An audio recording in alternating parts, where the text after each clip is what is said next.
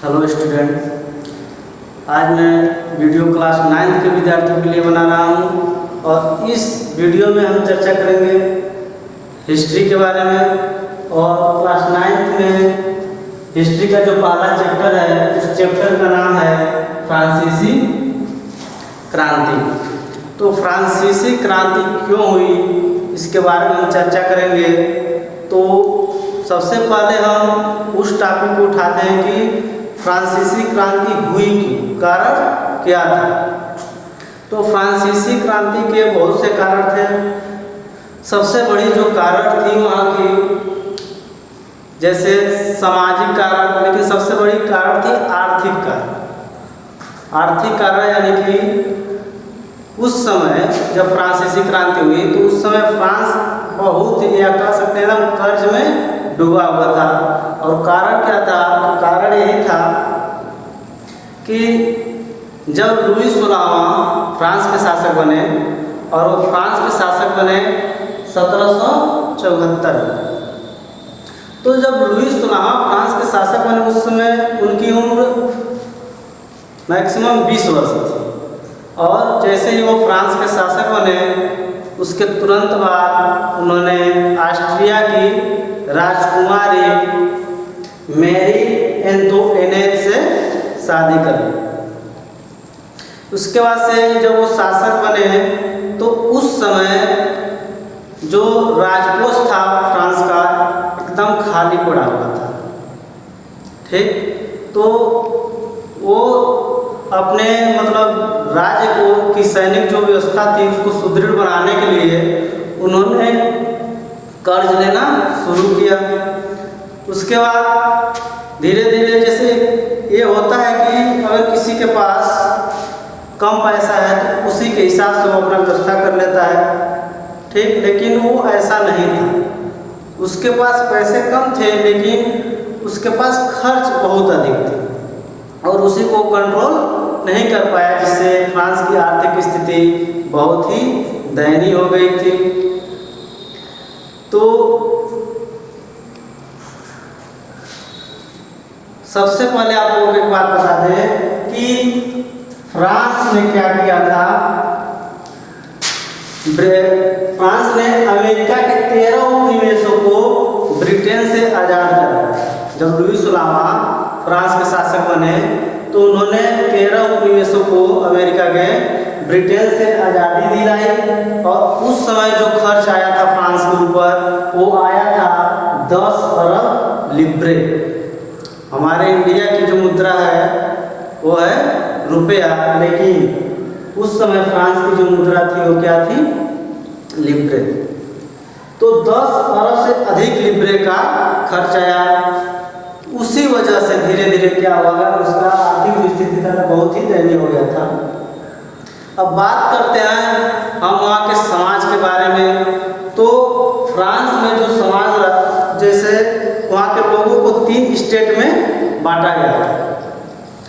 जैसे पादरी वर्ग, पहले स्टेट में पादरी वर्ग थे, दूसरे में कुलीन वर्ग थे और तीसरे स्टेट में वहाँ के मतलब माध्यम वर्ग के लोग रहते थे। माध्यम वर्ग के लोग वही थे जैसे कि जितने भी सरकारी कर्मचारी थे या वहाँ के जो मजदूर थे ये मध्यम वर्ग में आते थे।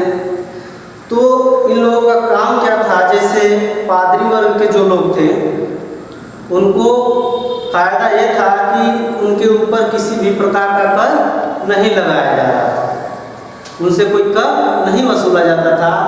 और मध्यम कुलीन वर्ग के जो लोग थे उनका काम ये था, ये लोग क्या करते थे, मध्यम वर्ग के लोगों से कर वसूला करते थे। और जो चर्च था वहाँ का, फ्रांस का चर्च अलग से वहाँ के मजदूरों से कर वसूलता था और उस कर को क्या नाम दिया गया था? टाइट। ठीक है ना, टाइट के रूप में कर वसूला करते थे। और बात बता दें 1715 की अगर बात की जाए तो 1715 में फ्रांस की जो संख्या थी वहाँ की आबादी 2.3 करोड़ थी। अगर वही बात करें 1789 की, तो 1789 में फ्रांस का जो आबादी था वो था 2.8 करोड़, यानी कि जनसंख्या में बहुत तेजी से वृद्धि भी हो रही थी। तो एक तरह से हम कह सकते हैं कि लुईस 16वां जो था बहुत ही निरंकुश शासक था। यानी कि निरंकुश का मतलब ये है, ये नहीं कि वो किसी के ऊपर अत्याचार करता था, वो किसी के ऊपर कोई अत्याचार नहीं करता था, लेकिन वो अपनी सुरक्षा नहीं कर पाता था। अपनी सुरक्षा का मतलब अपने राष्ट्र की सुरक्षा नहीं कर पाता था, यानी कि वो अपने राष्ट्र की आर्थिक स्थिति मजबूत नहीं कर पाया, और इसी कारण से वहाँ पे क्रांति की शुरुआत होती है। और क्रांति की शुरुआत से पहले जैसे वहाँ के महान समाज सुधारक मॉन्टेस्क्यू, वोल्टेयर और रूसो ऐसे महान सुधारक आते हैं। और इन लोगों ने क्या किया, वहाँ के लोगों के दिमाग में मतलब उसके खिलाफ जो शब्द थे वो बोले।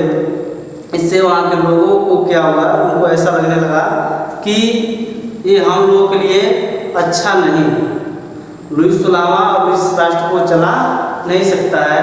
और उस समय उसको हम कह सकते हैं कि राजतंत्र था, और वहाँ की जो जनता थी वो चाहती थी कि फ्रांस प्रजातांत्रिक बन जाए।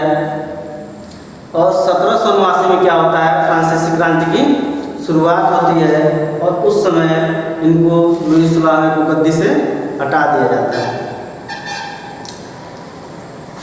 उसके बाद फिर से 1797 में 1789 के बाद किसी भी तरह से मतलब वहाँ प्रजातांत्रिक रूप से ही उस देश को चलाया गया। और 1797 में नेपोलियन बोनापार्ट ने फिर से क्या किया, इटली पे आक्रमण कर दिया। इटली पे आक्रमण किया, कई राष्ट्रों पे आक्रमण किया और विजय प्राप्त की। और उसने अब क्या किया, मतलब यहाँ पे फिर से राजतंत्र स्थापित किया। तो राजतंत्र तो स्थापित किया, लेकिन इससे क्या था कि वहाँ के लोगों को किसी भी प्रकार की कोई कष्ट नहीं थी, सभी लोग खुश रहते थे। और उसने क्या किया, अपने जो सीमा क्षेत्र थे उसको बढ़ाया और कई राष्ट्रों को हराया। जैसे कि 1805 में उसने ऑस्ट्रिया को पराजित किया था, और 1706 में उसने प्रुस्सिया को पराजित किया था, और 1806 में, और 1807 में रूस को पराजित किया था। लेकिन 1815 में क्या होता है, ऑस्ट्रिया, प्रुस्सिया, रूस और ब्रिटेन ये चारों मिल करके क्या करते हैं,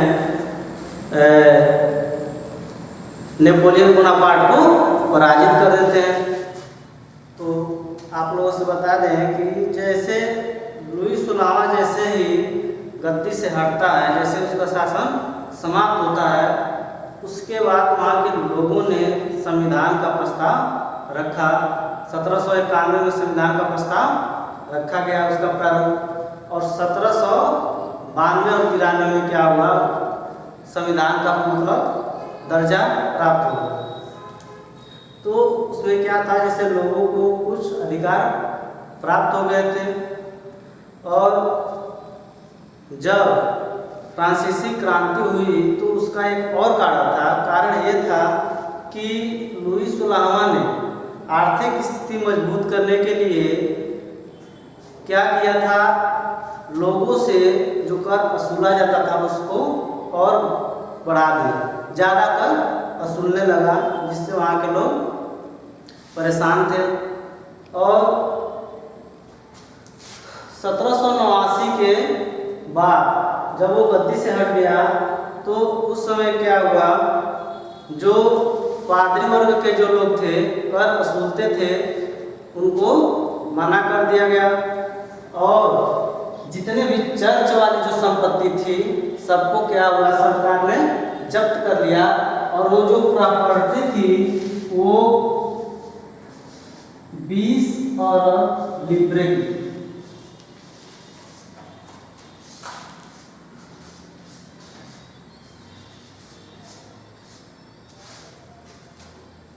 चर्च की सारी संपत्ति कितने की थी? 20 अरब लिब्रे की थी। और इससे क्या होता है, वहाँ की आर्थिक जो स्थिति है उसमें धीरे धीरे सुधार आता है और जो धार्मिक कर लगाए गए थे उनको भी हटा दिया जाता है। और जब नेपोलियन बोनापार्ट आता है तो 1797 में बताए हैं आपको, उसने इटली पे आक्रमण किया और धीरे धीरे उसने यूरोप के मतलब अधिकांश भागों को अपने कब्जा में कर लिया। और 1804 में उसे सम्राट, फ्रांस का सम्राट घोषित कर दिया गया। इसके बाद से आप लोग को बताए हैं उसने कई राष्ट्रों को हराया था और 1815 में उसका पराजय हो गया। और लुई 16वां अपने राष्ट्र की आर्थिक व्यवस्था सही करने के लिए उसने अपने यहाँ के जो रेशमी वस्त्र थे उनको क्या किया, उनका निर्यात कराने लगा, दूसरे देशों में निर्यात कराने लगा। और वहाँ के भी जो अधिक आमदनी वाले लोग थे वो उस वस्त्र को खरीदते थे। इससे वो चाहता था कि किसी भी तरह से हमारे राष्ट्र की आर्थिक स्थिति मजबूत हो जाए, लेकिन ऐसा वो करने में सफल नहीं हुआ। और इसी वजह से फ्रांसीसी क्रांति की शुरुआत हुई है। और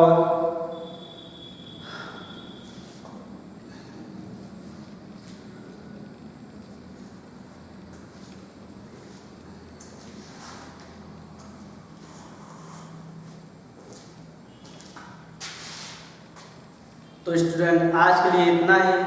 अब इसके बाद अगले वीडियो में मिलेंगे इसी चैप्टर के साथ।